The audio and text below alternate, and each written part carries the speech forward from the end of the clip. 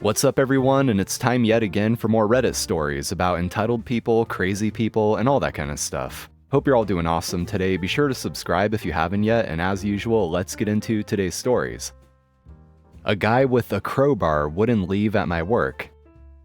This is the most in danger I've ever felt in my life. Let me start with context. I, female 19, work at a typical photo studio that's placed within a retail store. Not gonna name which one, but your first guess is probably correct. On this particular day, I was scheduled to work 3 to 7, which was our closing hours.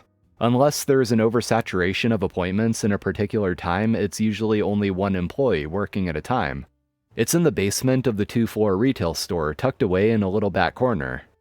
When I came in, my manager and coworker were there at the time, but they were both getting off at 3:30. I clocked in at our computers and started chatting with my boss about where we were. There was only one family in the camera room and they were running a little behind. My boss told me my assigned family and also encouraged me to get what's called a pull-in. Basically where we try to get customers from the retail store to come take photos in whatever they're in exchange for 2 free photos, fully shipped and covered. There was a man wearing a prison-looking uniform. Definitely didn't look real, it looked like a costume. It was October, so it wasn't crazy that he was wearing a costume. It was not Halloween weekend or Halloween day though, so I thought it was a bit weird that he was wearing this costume since he didn't have an appointment with us for photos. He was standing around the practically barren areas of the retail store next to the studio wandering.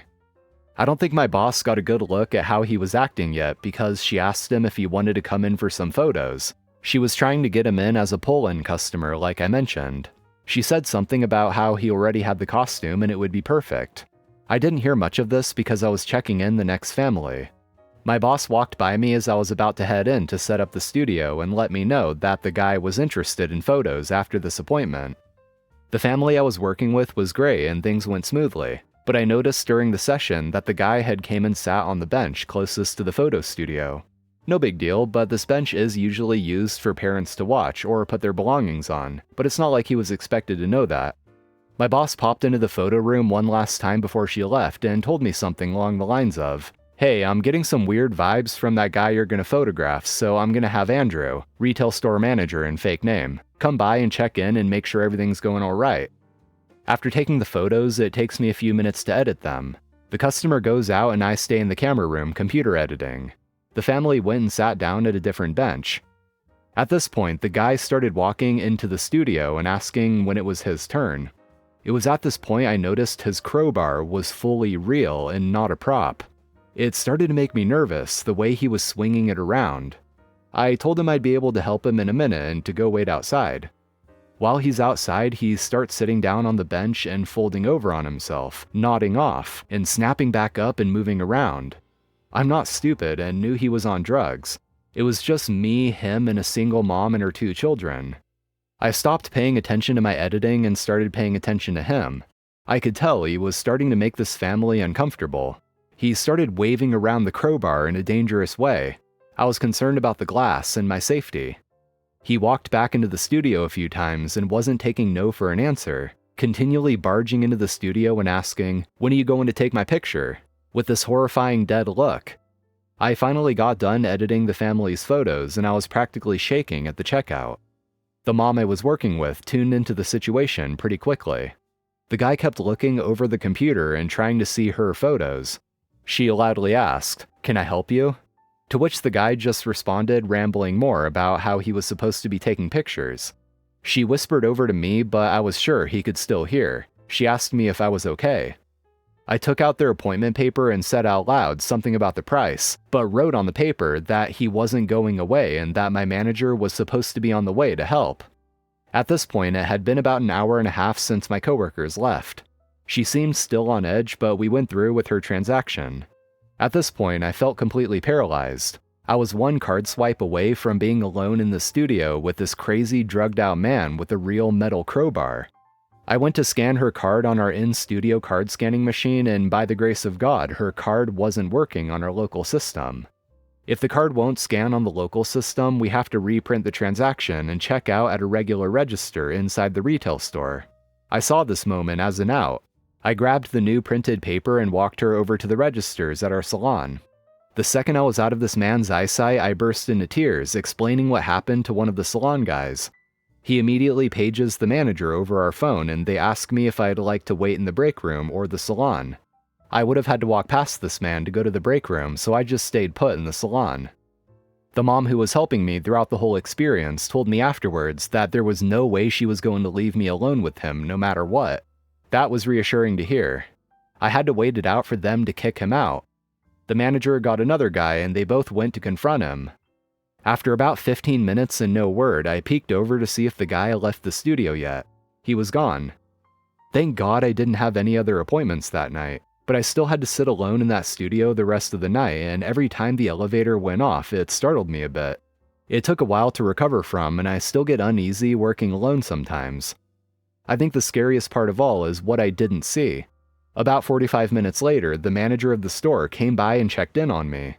I asked him about the guy and how kicking him out went. He proceeded to tell me that this man became absolutely furious, caused a complete scene, and threw his crowbar to the ground near the manager. After getting mall security over to help, they were successfully able to escort him out.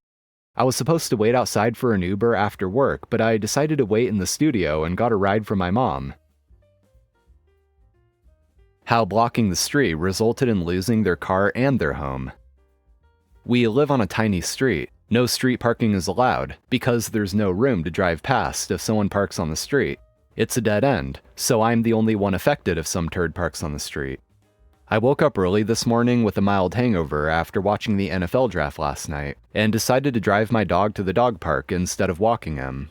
We had all of the fun with frisbees and came home when we were both tired, around 9 a.m.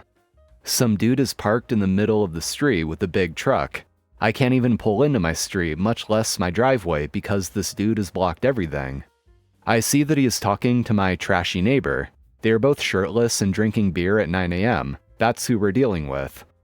I asked him politely to move his truck so I can get by.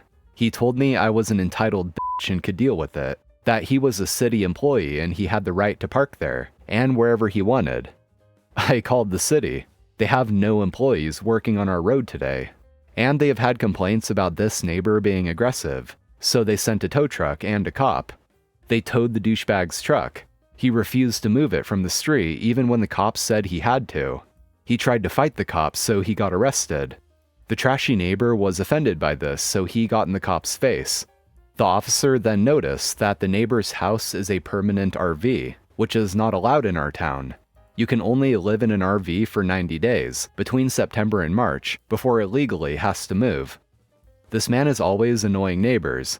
His dogs are running free and non-stop barking and fighting leash dogs.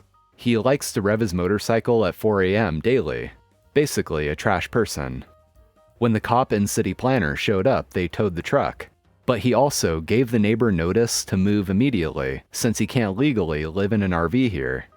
He came to me with a sob story about how my bitchiness just cost him his livelihood. They're hauling the RV away now, and the annoying neighbor is still trying to fight the cops, physically. He's also calling me a C-word for reporting his illegal situation.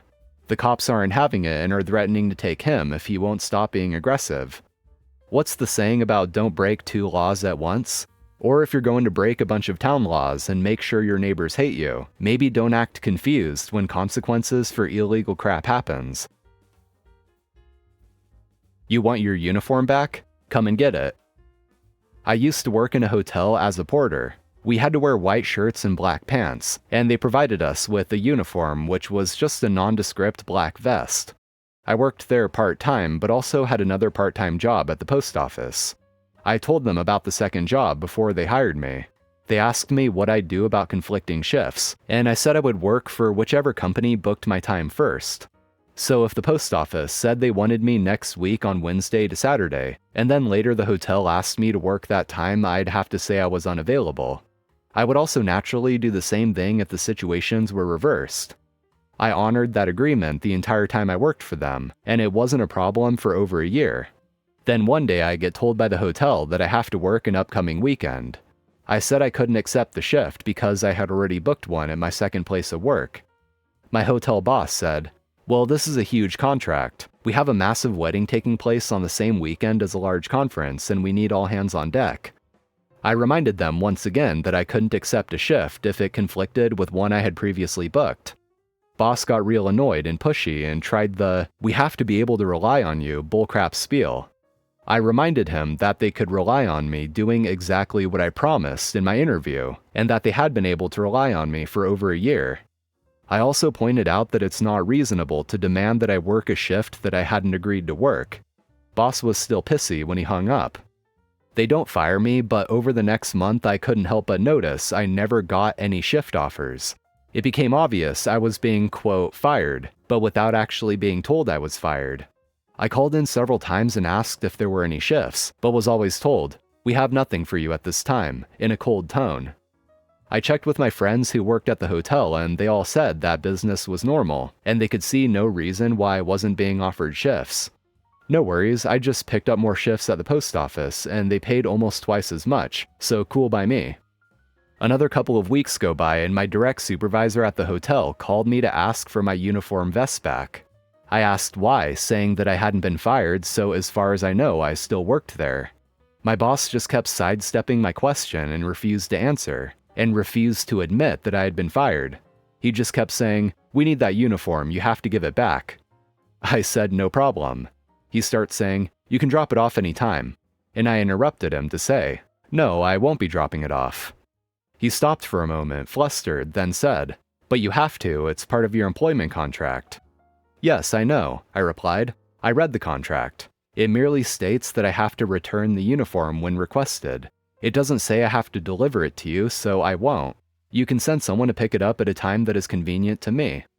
The hotel was in a different city from my hometown, so it was about a half-hour to 45-minute drive to my place.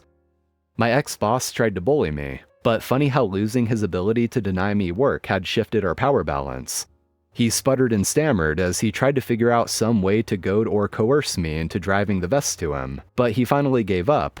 He said he'd send someone, quote, "sometime, so be ready for whenever that is." And I told him no, that he'd have to contact me to pre-arrange a time that was convenient. I said I'd check my calendar and he could call me back in a couple of days to make arrangements. Petty, I know, but hearing the exasperation and annoyance in his tone as we spoke was very, very enjoyable. He never did send anyone to pick up the vest, so I ended up using it as part of a Halloween costume, Zombie Hotel Porter. And that's going to be it for today, friends. Thank you for watching, I appreciate it. And as always, if you enjoyed, be sure to drop a like on the video and subscribe to the channel for more Reddit shenanigans. So take care, and I'll see you next time.